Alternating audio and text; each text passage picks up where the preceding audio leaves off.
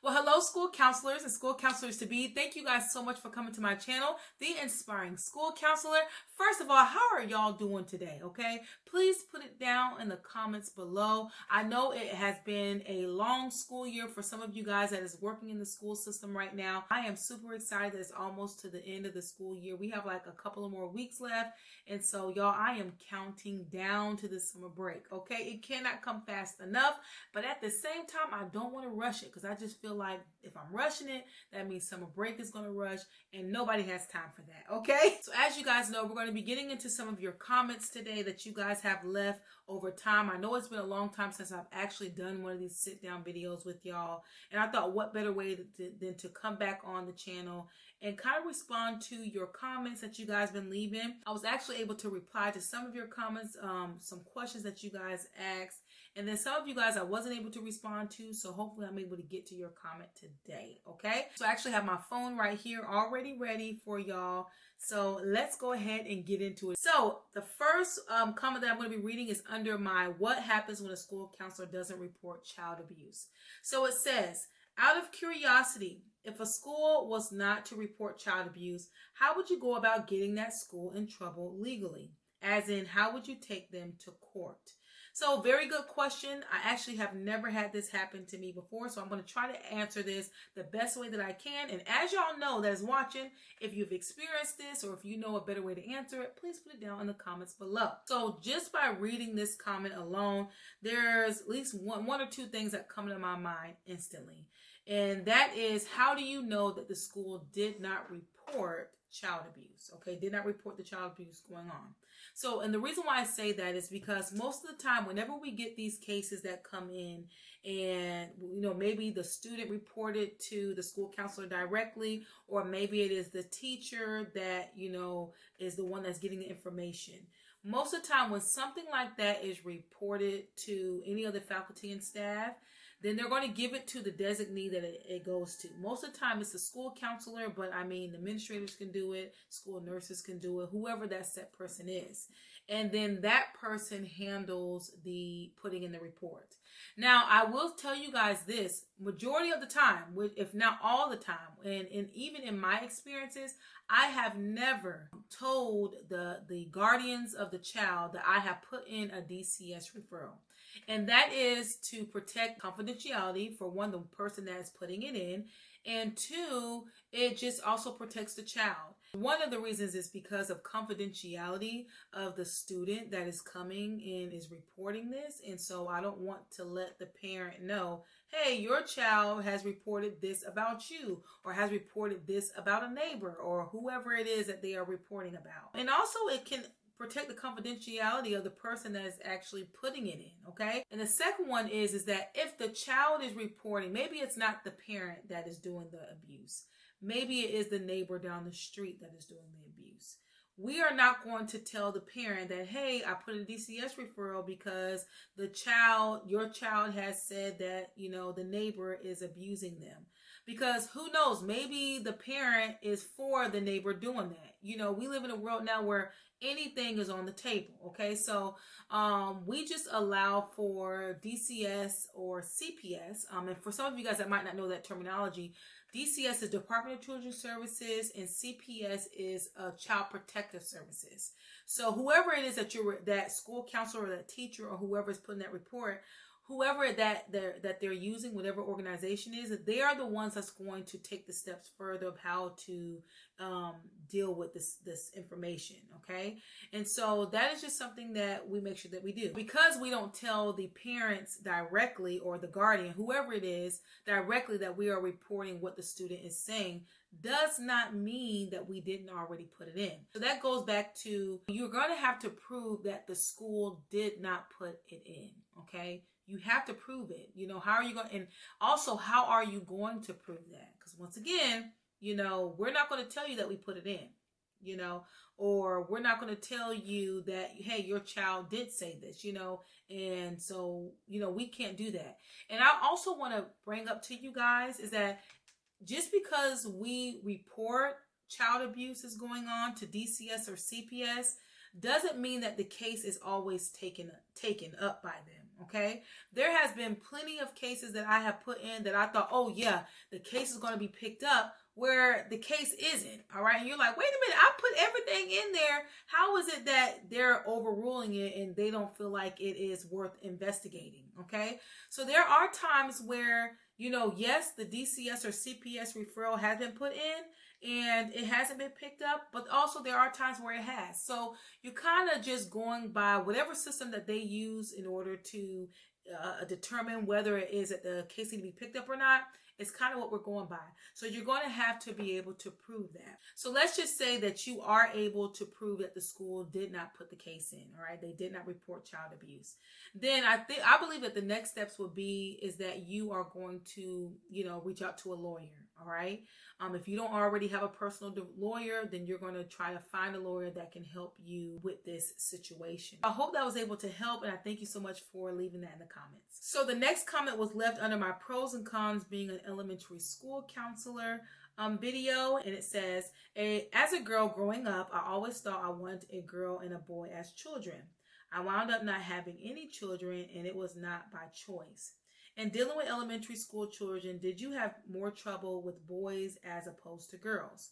For me, I was very obedient. My mother never had to come to the school for anything dealing with disciplinary issues.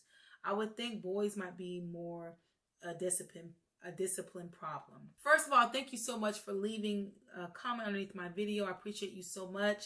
And just to get back to the question, have I ever experienced having more trouble with boys as opposed to girls? Going on 5 years of me being a school counselor, I have always had probably a good balance between both genders, where both of them have issues, both of them are coming up with just different things. To be honest with you guys, things that you would think you would be dealing with more with girls, you would be dealing with boys, and vice versa. Okay, so definitely I have had an equal amount of issues that arose that had to do with both genders, and it's just nonstop. Now, one thing I will say, being now at a pre-K through 5th grade school, the issues that have arose with these kids, especially in 4th and 5th grade, it just completely just is like, what y'all are dealing with, what y'all are talking about, what, why are you doing that, and I'm not physically saying these things to them, but definitely in my mind I'm like,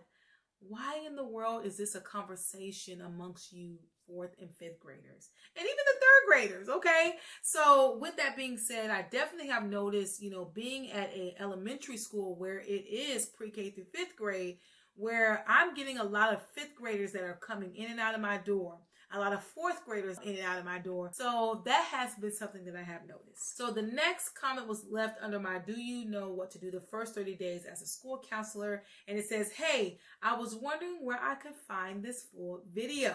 All right, you guys, so I'm going to actually put that down in the comments below for you guys. If you have not watched that video, I highly recommend for you guys to go and watch that. I'm probably going to do an updated video that's going to talk about what to do the first 30 days as a school counselor. But at least the link to that video, I will put it in the description below. So after this video, make sure you go click on that and watch that.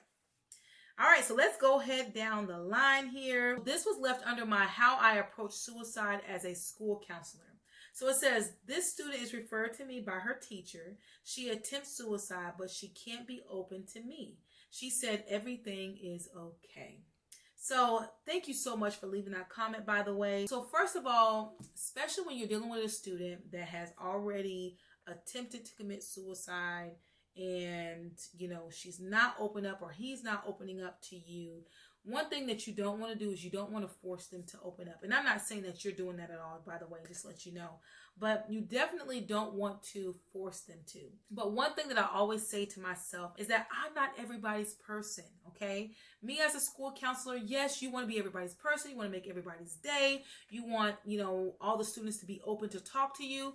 But to be honest, you guys, you might not be the person that they feel comfortable to open up to for whatever reason. It might not even be something that you've done to them, but maybe it is that, especially when I look at myself, I'm a Black female. Maybe the student student that's coming to me, they're not used to going to someone that's black, or they're not used to going to someone that is a female, and they feel more comfortable going to a male about it. So, those are things that, you might not want to acknowledge or think about, but as a school counselor, you have to be open to think about it all, and also not show any biases at that. I would definitely tell the student that you're always there for them if they ever need to talk, but if not, that's fine too. And if there's ever a time that you feel like, wait a minute, something's telling you that you might need to report something, it doesn't hurt to report, all right?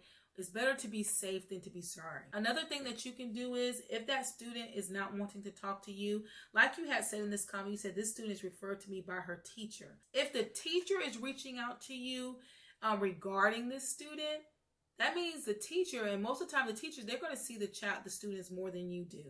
And so with that, if the teacher feels concerned, then you need to just make sure that you do your due diligence. You can always reach out to the parents and let them know, hey, this student was referred to me by their teacher, and I just want to let you know that, there was a concern. I know that she or he has dealt with this before, and we just want to make sure that everything is fine, and we want to keep you in the loop of kind of what's going on. So I hope that was able to help you with that. Like I said, you guys, please put it down in the comments below if you have anything that you can add to that. So let's go ahead and get into the next. So this was under my what type of disorders are you dealing with as a school counselor video.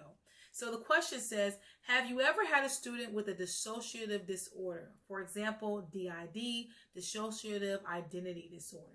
So I have never, that to my knowledge, have dealt with a student with DID. One of the things I want to once again remind you guys is that I do work in an elementary setting, so pre-K through 5th grade. And most of the time when they're that young, they're not going to have that diagnosis. They usually like to wait for something like that. However, does that mean that there isn't elementary students that deal with, that? No, that doesn't mean that they don't at all. It doesn't mean that they're not showing signs that they're dealing with a disorder such as that. So this comment was left under my video that I had posted. It was actually my YouTube short where I posted like different things I was getting for the school store. And the question was, did you have to buy all this out of pocket? And the quick answer to that is no. So my school district gives all school counselors like a certain amount of money that they can spend on like things to get for the classroom for the students. I decided to spend all of it on getting stuff for the school store. And that is a reward system that I use for my students whenever they are following school expectations. I also reached out to the community to help out with that. And so they will also give like donations. So that is how I was able to get all that stuff. All right, you guys, so we're going to move on to the next comment. And this is under my 2023-2024 new school year, new office. Let's get organized. So it says, what do you do when there is an abundance of resources that you don't want in your space? I struggle with that, especially if there is no one else who wants it. And if it belongs to that room, can we even get rid of the stuff? Or will they want to see the stuff that was there when we moved in it if we leave at some point? So this is a very good question. And let me tell you, I am dealing with this right now. I'm going to be moving rooms, and they're going to be using the office, the closet part as a little office for our SRO. And so I was like, there is a lot of stuff in here, and I don't just want to trash everything. So let me reach out to the school counselor before me.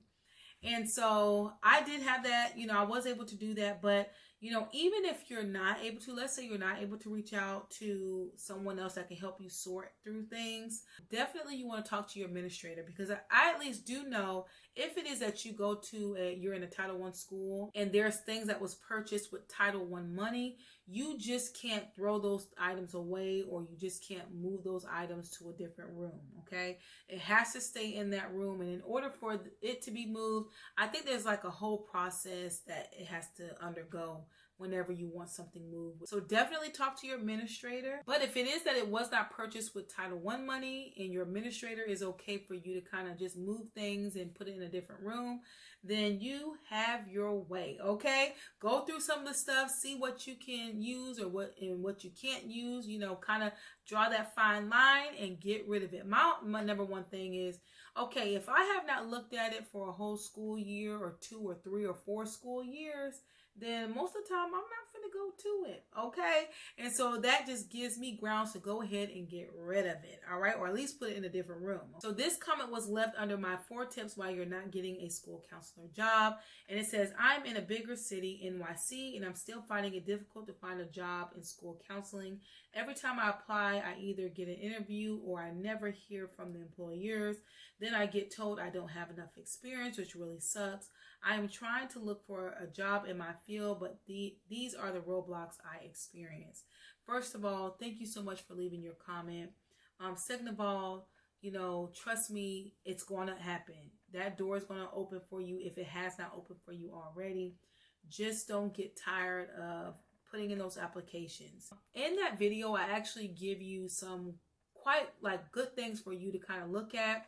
And definitely, if you are in the same boat, go and watch that video. I'll put it down in the description section so that you guys can go and watch that. If it is that you're not getting the job yet, you might also want to look at, okay, how are you interviewing? What does your resume look like? The right door is going to open for you. Trust me. I know, because I was in that same boat where it was like, I'm putting in job applications. I'm really wanting to work closer home. And finally, I put that application in before I got this job that I have now, and I was able to get the job. So that right door will open. And you might be one that's saying, well, I need to start making money. If it is that you have to start to go ahead and work somewhere else while you're still putting applications to get your interviews in, then do that. But definitely don't give up. So I hope you guys enjoyed this video. Make sure you hit that notification bell so that you can be notified every time I upload a video, and hit that subscribe button.